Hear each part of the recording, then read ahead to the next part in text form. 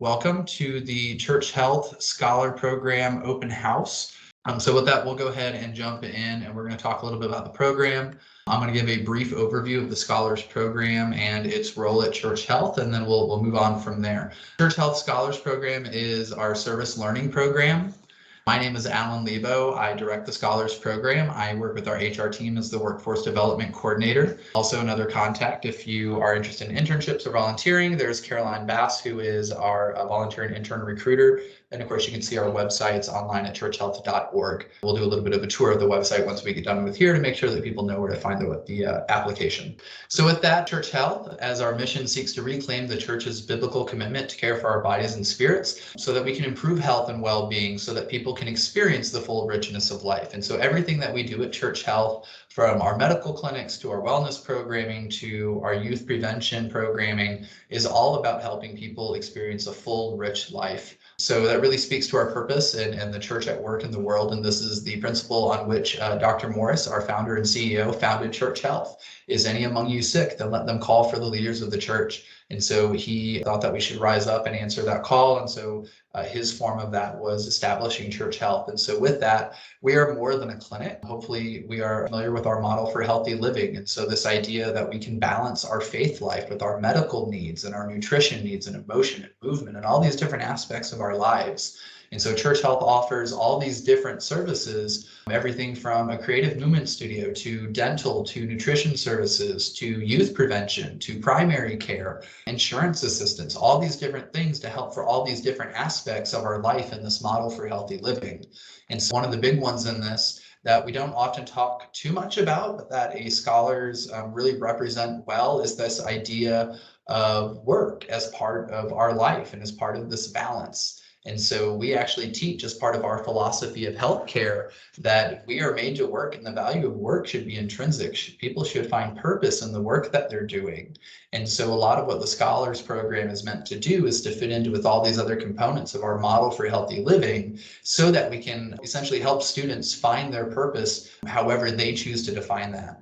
And so with that, we go through that with our service learning program. So for those not familiar with service learning, it is a strategy that integrates meaningful service with instruction and opportunities for reflection so that it can help enrich the learning experience and teach some sense of civic responsibility and help strengthen the community overall. So that really does speak to why we exist as Church Health and what we do. I like to break this down as well. So there's this idea that service learning enhances individual growth. So it helps you as an individual and as a student. It's very much about your experience and how what you're experiencing and going through and how you're interpreting that and reflecting on it. It's about providing you with new learning opportunities that meet your needs and meet your learning style. And so it's very much a self-guided learning journey. And so if you're interested in doing more projects, we'll try to provide you with more projects. If you're interested in more academic learning, we'll try to sit down with you either one-on-one or find those academic settings for you to learn from. And so it's all about finding out what's important to you, and then how does that really kind of flow into what's important for us as an organization and then for the community. And so with that, it speaks to the other really important part of service learning is that it supports a common good. So it's not just about the individual's learning, it's about learning through the experiences that you're having with other people. So as a part of the community, right? So that's where the service component comes in. It's also about applying your own talents and seeing like, oh, hey, I gave this a shot. Maybe I didn't like it as much, but I'm good at it. So maybe it's worth trying. And so it's going to have a direct impact on your life and an indirect impact. So you're going to be working as a scholar with a lot of different professionals day in and day out. And so you're going to learn a lot of stuff. We're in the middle of doing our check-ins with our scholars. And what I'm hearing a lot of is like, hey, I didn't realize how much I was learning. I'm talking to people who are in medical school or dental school 2-3 years down the road. And they're looking at me saying, you should be following our conversations. You're not even in med school or dental or optometry school. We're 2-3 years down and you're understanding and actually knowing what we're talking about, and we're just touching it for the first time. And so that's really when we talk about a direct or indirect impact, that's one of those indirect impacts is there's a lot of learning that you don't understand you're learning until you kind of get there. And so it's a cool impact that we see from the program. And so that's how we kind of help connect what you find important with what other people are finding important, what we do as an organization. So I'm talking a little bit more about the program itself now, not so much the philosophy of it, but the Scholars Program is intended to help us develop socially conscious leaders, so leaders in the community. And so for us, that means helping you to develop your understanding of where does faith intersect your health care. And so if I'm going to have a healthy life, how does my faith play a role in that? Are there things that I can do for my medical health that are in line with my faith? How do I have a responsibility according to my faith to care for my body, to care for my mind, and do those things together with my spirit? And so understanding that intersection, not just for yourself, but what that means for the people that you're caring for. If you come from one specific background and now you're suddenly dealing with somebody as a patient who is from a very different cultural background, how are you going to navigate those differences with humility and compassion to have an effective experience for that person, right? And so with that, we try to do that by providing opportunities for professional growth and development for you. And I'll talk more in depth about those as we go. But at the end of the day, a lot of this is about having a learning community. And so scholars learning from one another and from people around them, not just from sitting down and reading a book or sitting down and actually doing the work. It's having the time and the relationships to make meaning out of those. Brief program overview, very brief overview of the Scholars Program. It started as close as we can find in our history and archives is about 1988 was the beginning. It was a very informal process. It actually started as a volunteer opportunity with people just wanting to come out to Church Health and learn and just learn from Dr. Morris and the other providers and offering to do, whatever needed to be done. And so instead of saying, hey, instead of just raking leaves for us, why don't you come work in the clinic, actually help one of the providers, help the doctors and the patients and learn while you do it. It was very limited capacity when it started, but that's really how it got going. And then so by the mid to late 1990s, it turned into a very formal process. And so we opened up our Hope and Healing, which was our wellness center located on Union. And so our positions became more formal as fellowship positions. They became known as clinic assistants and slowly expanded from just the clinic to other areas of Church Health. So it still had somewhat of an informal structure until about the 2010s. And so the program really expanded. We initiated the scholar titles. At one point, we had about 20 scholars working in 15 different departments within Church Health, including everything from communications to nutrition to our development teams, not just the medical components. We were really looking at what is the nonprofit or the business and administrative side of healthcare and what does that look like? And then 2015, we actually went through a complete redesign process through using some innovation work and some friends at the University of Memphis. And so we redesigned and focused the program based on what the current scholars were saying. We talked to alumni, we talked to potential future scholars like yourselves, and really restructured what we were trying to deliver in terms of a program. And so that's kind of what we're talking about today and what you will see through the experience. So we break the program that the scholars experience into 3 core categories. So the first is our service.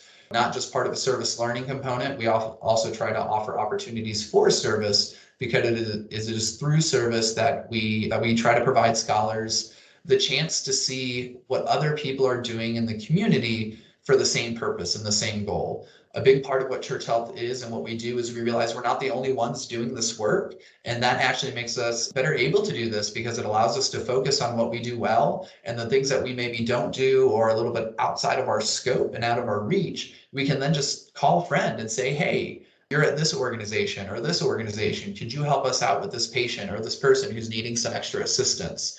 And so by going out and working with these other organizations, we can see, oh, hey, this is how St. Jude does healthcare. This is how this church or this congregation handles healthcare, and it's through a soup kitchen and a clothing pantry or other opportunities and things. So the picture you see here on the screen is actually a group of scholars from several years ago, and we served regularly at this food kitchen.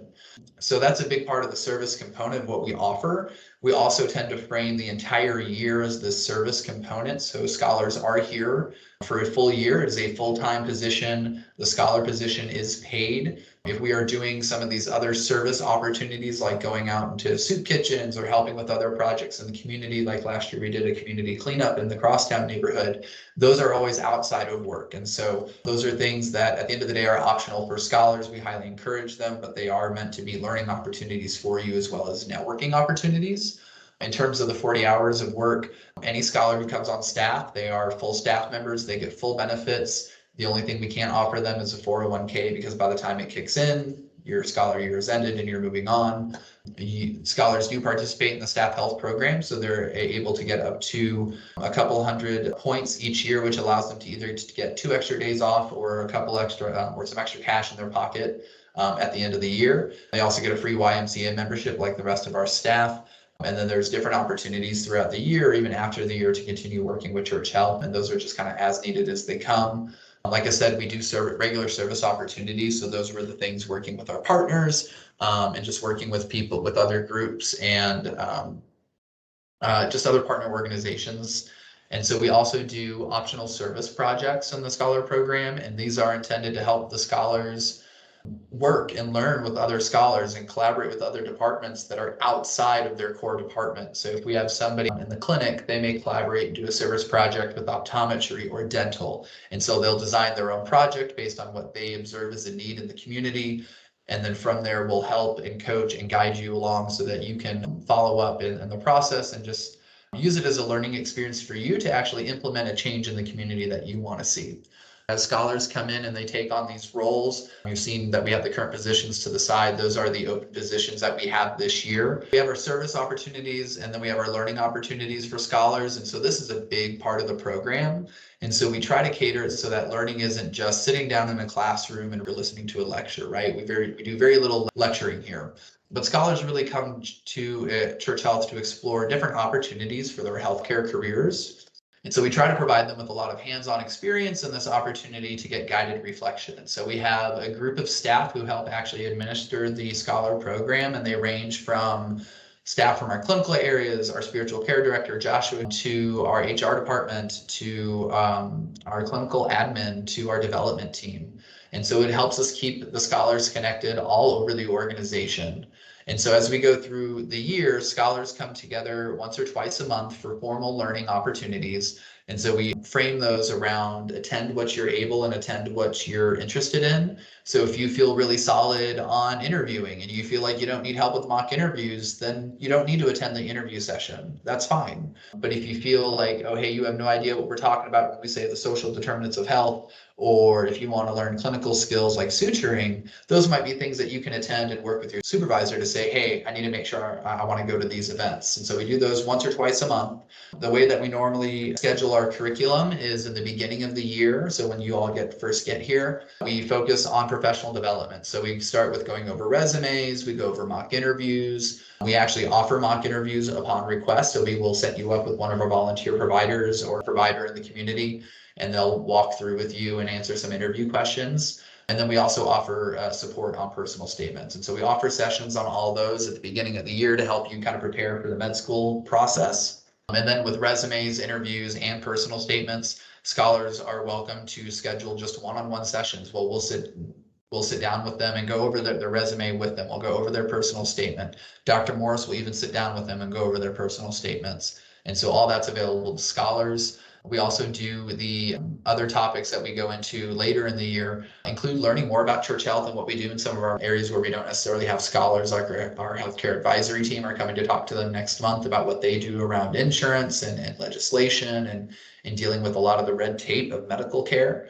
But we also do specialty topics like the social determinants of health. And so we have different partners from different universities and local experts come in and talk to you about, what are these things? What do they mean? How are they going to impact the rest of your health education? And then finally, we offer opportunities for networking. And so these might look like external opportunities or working with different people within the organization. We have more specialty skills that we do sessions on, everything from project management to research. So social opportunities, kind of the last pillar of the Scholar program. The whole program only works because the scholars really end up learning from each other as much as they end up learning from their work areas. So we try to bring the scholars together as much as we possibly can. And so that looks like us just sponsoring social events throughout the year. And so some of those are chat and choose. And so you see the picture over here on the left and the picture on the last screen are example of these chat and choose. And so we just We host a lunch for the scholars. We go pick up some food. We see what everybody wants, and then we all sit down for lunch together somewhere in the building, either outside, somewhere warm inside. We have some discussion while we eat lunch, and it's just been something we've been doing for the past couple of years, and it's really worked well. But we really try to target everything around building relationships so that you can increase your learning, not just by saying, oh, hey, this is what I'm doing in my dental department, or this is what I'm doing in the well, but then asking the person who works in clinic, like, hey, this is how I deal with these situations when I have patients who I feel like I'm unable to help and I don't know what to do.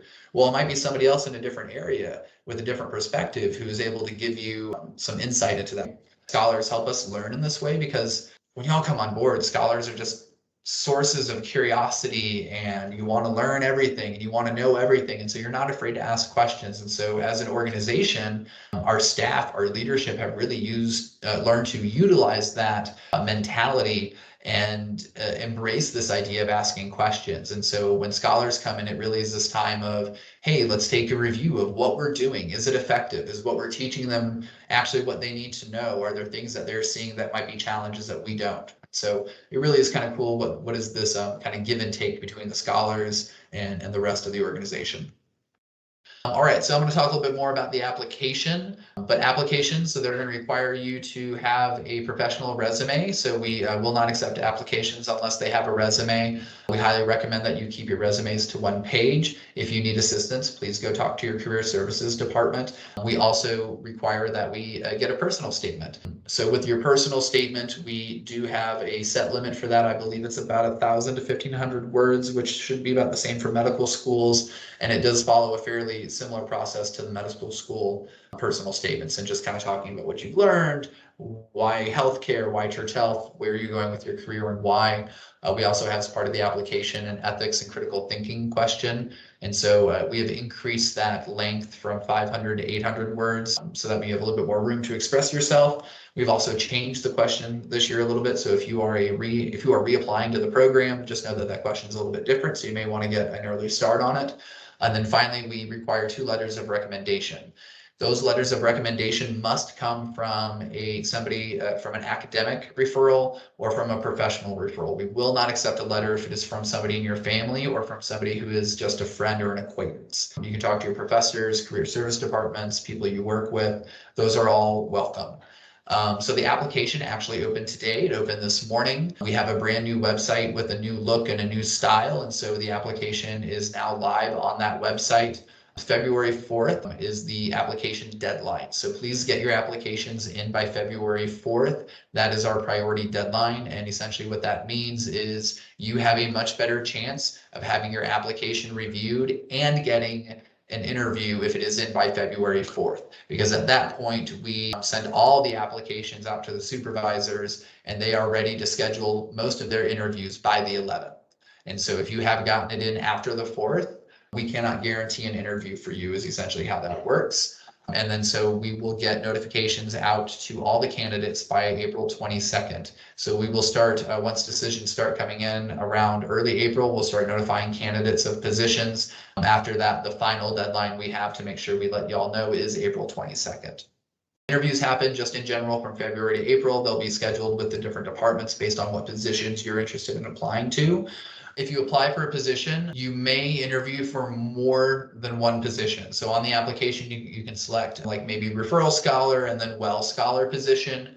You could get an interview for both of those positions and do 2 interviews. However, if when going through your interview and the referral coordinators and the manager are looking at it and say, hey, this person might actually be really good for physical rehabilitation, or they might be really good for clinic assistant, they may refer you to that supervisor and say, hey, this person's probably a better fit than it is for me. You may actually get a call and say, hey, there's a different position. Would you like to move over into this pool as well? So it's all based on your interview and your application in that. And so once we get that process rolling, we will give you a call with just any kind of updates to your application. So you don't need to worry about, like, if you're not hearing from us, we are looking at it and we will be in contact with you.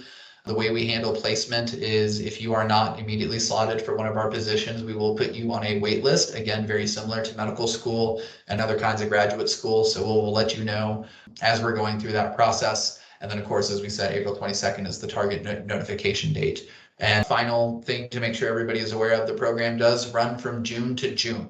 So the program itself runs from June to June. However, scholars coming in, your actual start date will depend on your discussion with your supervisor. So most of our scholars actually start sometime within the month of June and they end within the month of June. We have 1 or 2 areas that start people a week or 2 early just based on training needs, but those of course will all be discussed with the candidates as they come. So if you want more information, you're welcome to join us for our Meet the Scholars webinars. And so we started these last year. We're going to continue these. We're going to do them in 30-minute formats instead of hour-long formats, so they'll be a little bit shorter. Our first one is actually going to be November 16th, and we will be meeting with Sam Neiman, who is one of our current clinic assistant scholars, and his supervisor, who is Susan Orozco. So they'll be talking about his experience and the clinical experience, doing a couple more, including the well and hopefully some referrals or dental down the road. So join us and check our website for dates and when we'll have those out. We're also doing our Day in the Life social media series again. And so this year it's going to be a little bit different. Scholars are going to do a takeover of our Instagram account, and they're just sharing their stories and sharing their experiences live on Instagram, but they'll be sharing those through videos and pictures. And so you're welcome to log in and check us out on there. If you want to follow Church Health or check out these different opportunities to learn, you can find us on Instagram through the QR code at the top and then Facebook on the bottom. If you come to our homepage, churchhealth.org, you can go to the Get Involved tab at the top and go to Scholars. And this will take you to the Scholar main page. And so this will have all the information that we've covered today, just a little bit more succinctly. It'll also have information on all the different positions, so you can read more about those descriptions. Clicking one will take you to the portal. You can also scroll down to see the application, which will take you to a similar portal. There's also the FAQ, so frequently asked questions on how to prepare for the program and the application. And then if you want to learn more about our current cohort, our current scholars, you're welcome to click and check out our Meet Our Scholars section down here and just check out all the scholars in their current positions and what they're doing. The application page, like I said, is right here. You can click this and it will bring you directly to the application. From here, if you want to see any more information about the specific positions, you can do the read more, just click on the title, it will take you to the appropriate page. And so once you're on the application page, you will have the application, it's embedded in the site, and so you can read the intro and all the instructions, but essentially you just go through, fill out the required forms. Then when you are ready to have your letters of recommendation or request those from people who are going to be authoring those, click this link and send them the direct web page to the form. They will need to put in their own information so we can verify information. And then they will need to put in information about you, just your name, how they know you, and then the actual letter. But with that, that's pretty much the application process. And I believe everything that anybody would need to know about applying for the program. So we do have one question I see, so I'll go through that. So when it comes to our recommendation letters, will the person writing our letter need to directly send it to you or be able to view it and add it to our application? So different organizations handle letters of recommendation differently. I do know that some organizations just give it to the candidate for them to turn in. We require it directly from the author. So if you are requesting a supervisor or maybe a professor to write you a letter of recommendation, then you would just need to give them the link to the form, and you can just email that to them with the request to say, hey, this is a letter of recommendation form that we discussed. If you could submit your letter by this date. And I do recommend giving, when you request a letter of recommendation, give them a deadline date just as a request to say, hey, the application's due February. It'd be great if you could have this in by 2 weeks ahead of time, say January 15th-ish. And just kind of give them an idea of when you're looking to have that done. There's a question in here about the interview process. So yes, the interview process will go differently based on the areas that you're applying to. And so there is some uniformity around the kind of questions and the process, but depending on, we have different students with different intent, with different backgrounds applying to the different positions. So we have a lot of medical students apply, or future medical students applying to the more clinical positions like referrals and clinical assistant, whereas, optometry students will tend to apply to the optometry and dental to dental and physical therapy to physical rehabilitation. And so each area will run their application a little bit differently based on their needs. We try to mirror the process that we use for appropriate school. When you're interviewing with dental and the dentist, they're going to ask you questions that are going to be similar to kind of that process for the dental interviews. I do know that a lot of our medical folks, for those processes, especially for referrals in clinic, actually do a lot of small group interviewing. So you will see that in a lot of medical school applications these days, especially these small group virtual interviews. And so they will do some of those and invite, 3, 4, 5, 6 people to interview at once and see how they interact with each other. And so we do try to mirror the medical school application process. So I just want to thank everybody for coming out and joining us for this kind of brief introduction to the Church Health Scholars. If you have any questions throughout the application process, we ask that you email scholaradmin@churchhealth.org. So with that, I just want to say thank you again to everybody, and I hope everybody has a good night.